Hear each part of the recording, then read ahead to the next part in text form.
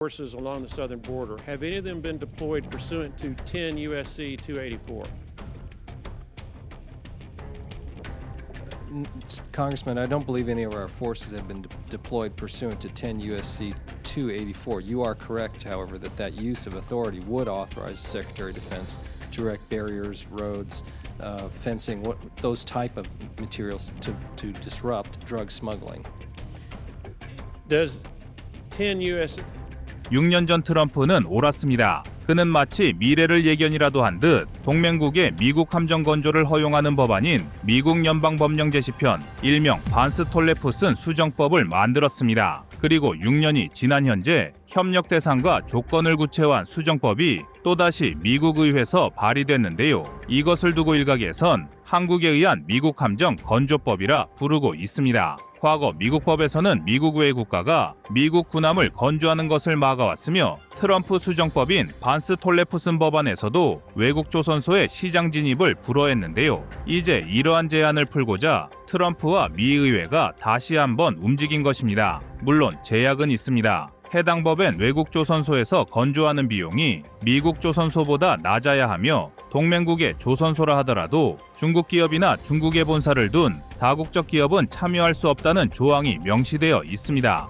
그런데 법안의 내용 중 참여국을 적어놓지 않았지만 사실상 미국의 동맹 중 첨단 해군 함정을 미국보다 저렴하게 건조할 역량을 보유한 국가는 오직 한국인데요. 그래서 새로 발의된 동맹 함정 건조 법안을 대한민국을 위한 수정법이라 부르는 것입니다. 그러나 국내 일각에선 이것을 대한민국 조선업을 침탈하기 위한 미국의 의도된 위기라 보는 시각도 존재합니다. 미국이 파나마 운하나 그린란드를 빼앗으려는 것처럼 자국의 위기를 핑계로 한국 조선업을 흡수하려 한다는 것인데요. 그러나 대한민국으로선 조선업의 수요가 넘치는 상황에서 시간을 끌수록 불리한 것은 미국입니다. 오히려 이 기회를 잘 이용해 미국의 함정 기술을 가져와야 한다는 목소리가 높은데요. 그래서 준비했습니다. 오늘은 동맹함정 건조법의 의미와 대한민국에 미치는 영향에 대해서 자세히 알아보겠습니다.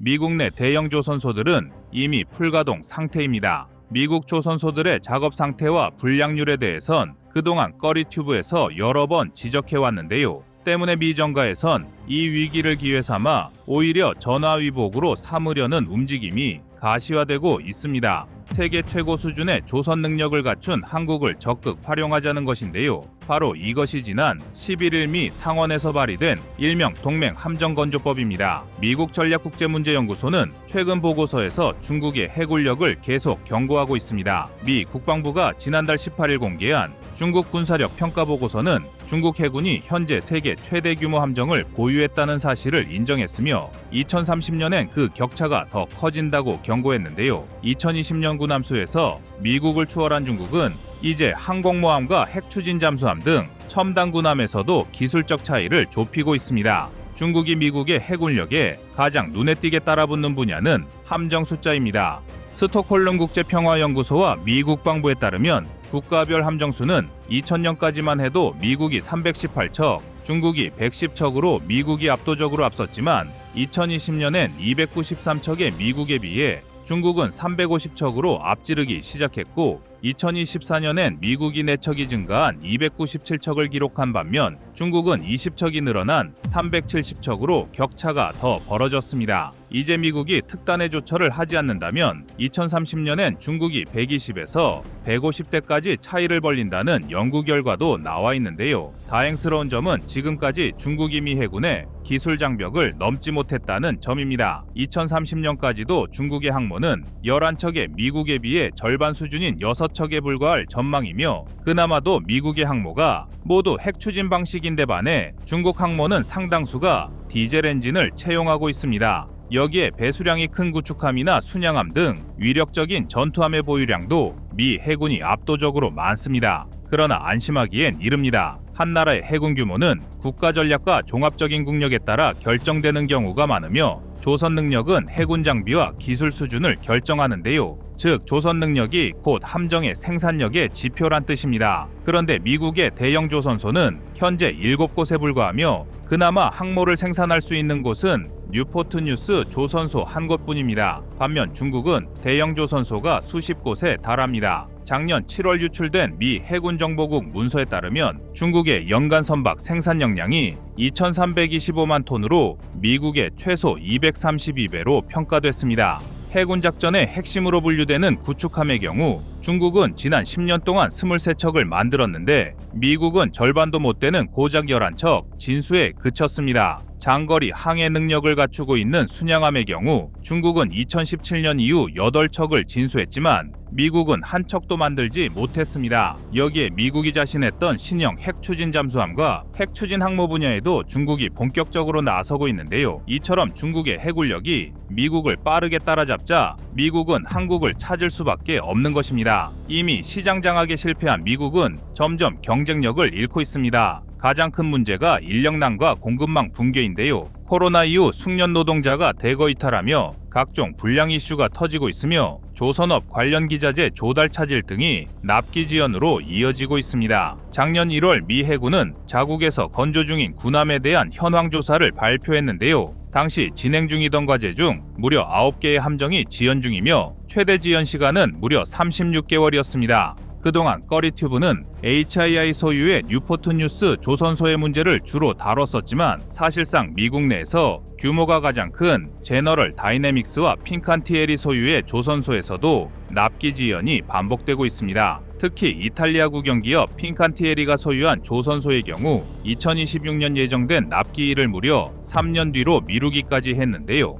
왜 능력도 안 되는 이탈리아 기업에 조선소 운영권을 넘겼는가에 대한 미국인들의 공분을 사고 있습니다. 제너럴 다이나믹스도 마찬가지입니다. 항공과 전투 시스템, 해양에 걸친 다양한 군수산업 분야에서 이 기업의 해양 부분 매출 비중은 약 30%로 해마다 꾸준히 늘고 있는데요. 납기 지연과 불량 이슈에도 일거리와 순이익이 증가하고 있으니 별다른 개선 노력 없이 미국의 예산만 갉아먹는 것입니다. 가령 미 해군은 작년 미 의회에 249억 달러의 전투함 유지보수 예산을 요청했는데 놀랍게도 미 의회는 여기에 10억 달러를 추가해 총 259억 달러, 한화 37조 5천억 원의 국고를 지원해 줬습니다. 돈을 더 줄 테니 더 빨리 제대로 만들라 라는 의미였을 텐데요. 그러나 이 같은 대규모 자본 투입에도 불구하고 미국 조선소들의 납기 지연과 불량률은 그대로였습니다. 이렇게 돈을 더 많이 줘도 빨리 제대로 만들지를 못하는 조선소들 뿐이니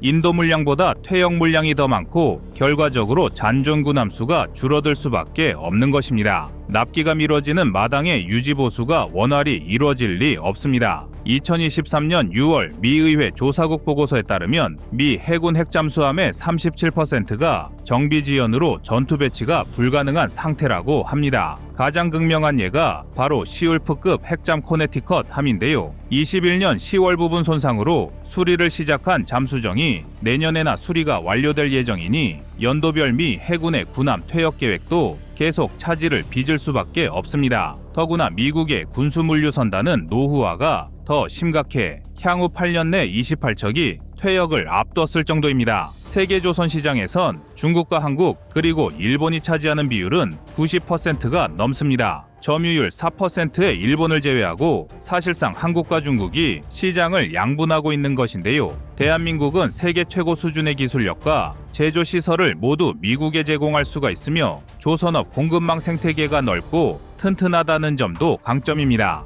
특히 특수선 및 항공모함을 제외한 일반 전투함의 경우 더 나은 기술력과 경쟁력이 있는 비용을 갖춘 한국 조선 업체들이 더 선호되고 있습니다. 한국 조선소의 전투함 건조 단가는 미국의 10에서 15% 수준으로 알려졌습니다. 미국의 주멀특급 구축함을 예로 들면 최근 미국이 주멀특급을 건조하는데 약 10조 원의 예산을 사용했지만 한국은 비슷한 사양의 세종대왕급 구축함을 만드는데 1조 2천억 원을 사용했습니다. 공정의 효율성이나 현대적 설비, 작업자의 숙련도 모든 조건이 한국이 미국을 앞질렀기에 가능한 일이었는데요. 이렇게 납기일이 단축되면 자연스럽게 제조 단가도 줄어들 수밖에 없습니다. 더구나 울산과 거제를 중심으로 형성된 협력사 생태계는 물론 선박 엔진, 부품 등 분야에서도 세계 최고 수준인데요. 미국은 못 만드는 컨테이너선이나 LNG 운반선 등의 민간 특수선박뿐 아니라 대부분 종류의 군함까지 공급할 수 있습니다.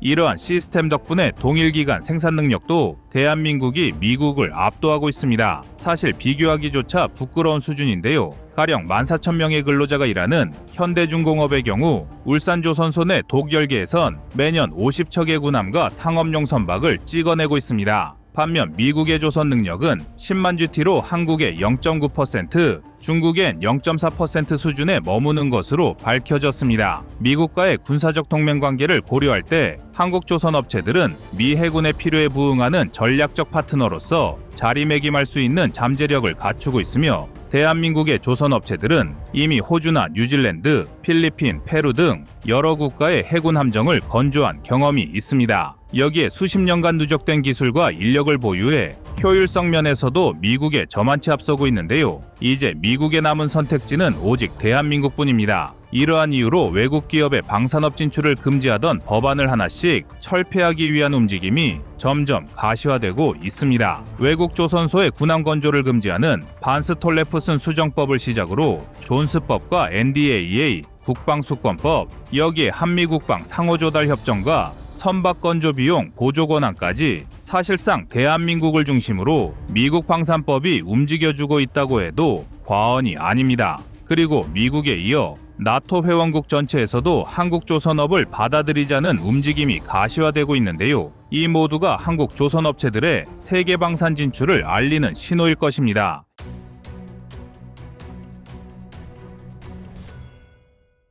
다음은 25년 2월 10일 K함정 미국 정복 영상입니다. 미국의 대표적인 의회 감시 기관인 회계감사원 GAO는 지난 1월 31일 충격적인 보고서를 발표했습니다. 미 해군이 2023년 전투함대를 유지하기 위해 사용한 돈은 배정된 예산의 99.7%인 258억 달러입니다. 즉 배정된 돈은 다 썼다는 것인데요. 그런데 문제는 이렇게 돈은 쓸 만큼 다 썼음에도 미국 전투함 조선소 대부분이 절반 이하의 용량으로만 운용되었다는 사실입니다. 사실 미국 내 존재하는 300여 개의 조선소 중 실제 건조 능력을 갖춘 조선소는 겨우 100여 개에 불과한데요. 그런데 이들 조선소 대부분이 겨우 50% 남짓한 가동률을 보인 것은 정말 충격적인 사실인데요. 영국계 방산기업 BAE 시스템즈가 운영 중인 BAE 쉽 리페어 조선소 역시 절반 정도의 용량으로 운용되고 있는데요. 사실상 이 정도면 일거리가 없어 현상 유지가 어렵다는 얘기입니다. BAE 조선소의 부사장 겸 총괄 매니저 폴 스미스는 작년 5월 8일 제인스닷컴과의 인터뷰에서 이런 상태가 지속된다면 조선소의 인력과 인프라를 유지하는 것이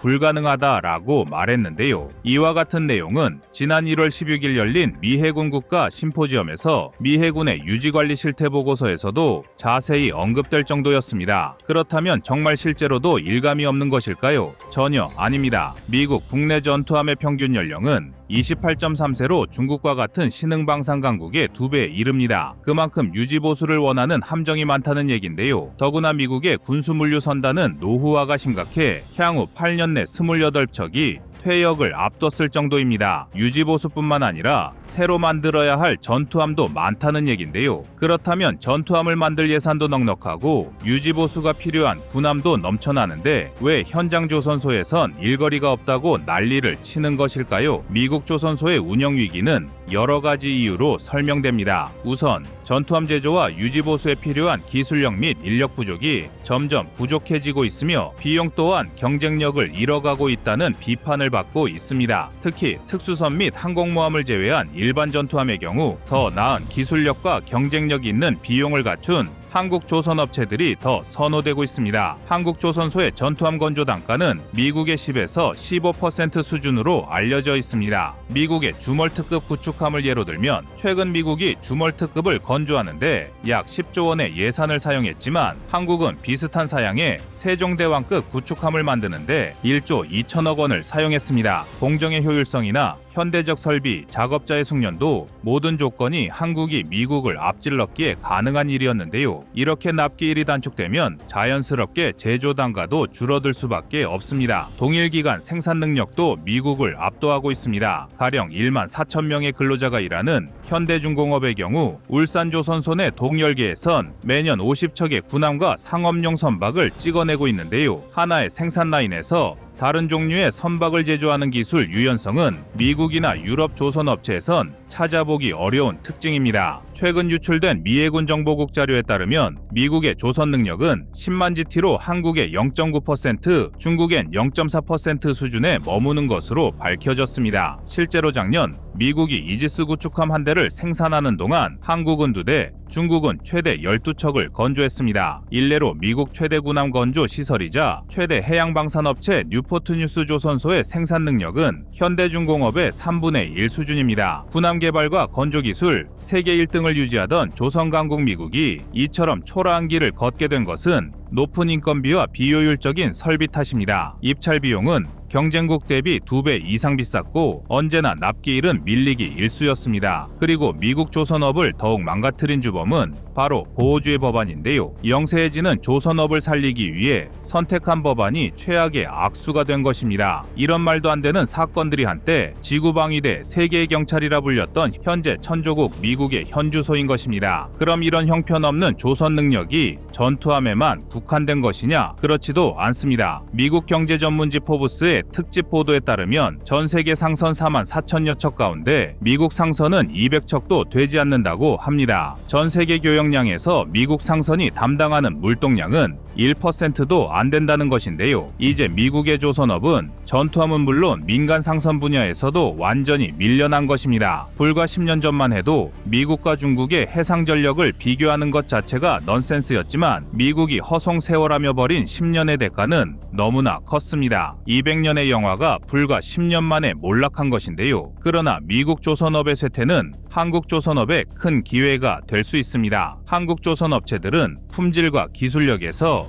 이미 세계 시장에서 인정받고 있으며 비용 효율성 또한 높은 평가를 받고 있습니다. 특히 미국과의 군사적 동맹 관계를 감안할 때 한국 조선업체들은 미해군의 필요에 부응하는 전략적 파트너로서 자리매김할 수 있는 잠재력을 갖추고 있습니다. 더구나 대한민국의 조선업체들은 이미 호주나 뉴질랜드, 필리핀, 페루 등 여러 국가의 해군 함정을 건조한 경험이 있으며 수십 년간 누적된 기술과 인력을 보유해 효율성 면에서도 미국에 저만치 앞서고 있습니다. 이와 같은 경쟁력은 미국과 중국 간의 함정 건조 경쟁에 큰 도움이 될 것이라는 의견이 지배적인데요. 미국의 월스트리트 저널은 미국이 중국에 맞서기 위해선 중국에 필적하는 조선 역량과 노하우, 인재를 보유한 한국과 협력해야 한다고 강조한 바 있습니다. 그리고 이러한 의견은 미국 정가의 생각과도 정확히 일치하고 있습니다. 미국은 HD 현대중공업이나 하나오션 등 한국 조선업체들이 미국에서 직접 조선소를 운영하기를 희망하고 있는데요. 작년 6월 하나오션이 1,400억 원의 비교적 헐값에 필리조선소 지분 100%를 인수했을 때 미국 외국인투자심의위원회와 국방교역 통제국은 인수안이 올라오자마자 신속하게 이를 확정했습니다. 이것은 그만큼 미국 정부가 한화그룹의 필리조선소 인수를 긍정적으로 평가하고 미국 조선업 및 방산산업 활성화에 기여할 것이라는 기대를 나타낸 것인데요. 즉 미국은 한국의 자본으로 미국 내 쓰러진 조선업을 인수케 하고 이를 통해 미국의 낙후된 함정 문제 해결과 더불어 미국 조선업의 부흥을 도모하겠다는 계획인 것입니다. 작년 여름 한화오션이 미국 해군 보급체계 사령부와 함정정비협약 MSRA를 체결한 직후 9월 2일 기다렸다는 듯이 미국의 루이스 앤 클라크급 탄약 화물선 윌리쉬라호가 거제조선소에 입항한 것이 방산업계에선 중요 뉴스로 보고 있습니다. MSRA 인증이 주는 의미 자체가 함정정비에 관한 품질과 신뢰성을 미국 해군이 보장했다는 것인데 통상 1년 이상 걸리는 인증기간을 7개월로 대폭 단축한 것도 놀라운데 인증이 떨어지자마자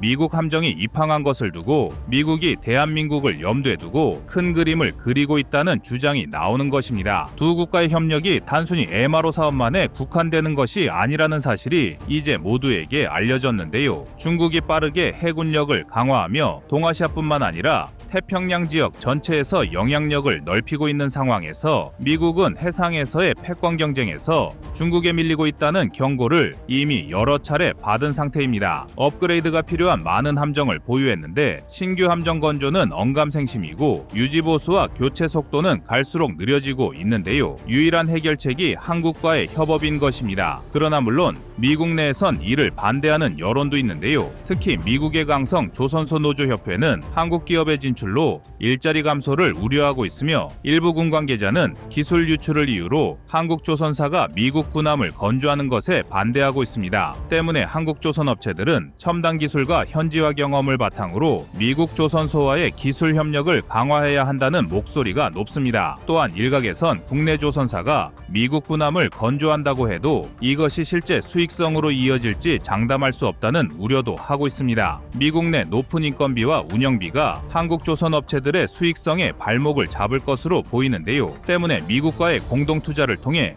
리스크는 줄이고 조선소의 용량 확대 및 현대화를 도모하는 것으로 보험과 대비 전략을 세워야 하는 것입니다. 결론적으로 미국의 해군 조선소 위기는 한국 조선업의 발전 기회로 작용할 전망입니다. 미국 내 조선소의 용량 감소는 전투함 수요 감소가 아닌 미국 국내 조선소 역량에 대한 의혹의 증거이며 이는 한국 조선 업체들의 미국 진출 적기임을 알리는 신호인데요. 이를 계기로 양국 간의 군사 및 경제 협력을 더욱 공고히 하기를 바라봅니다. 이상 꺼리튜브의 두 번째 미션이었습니다.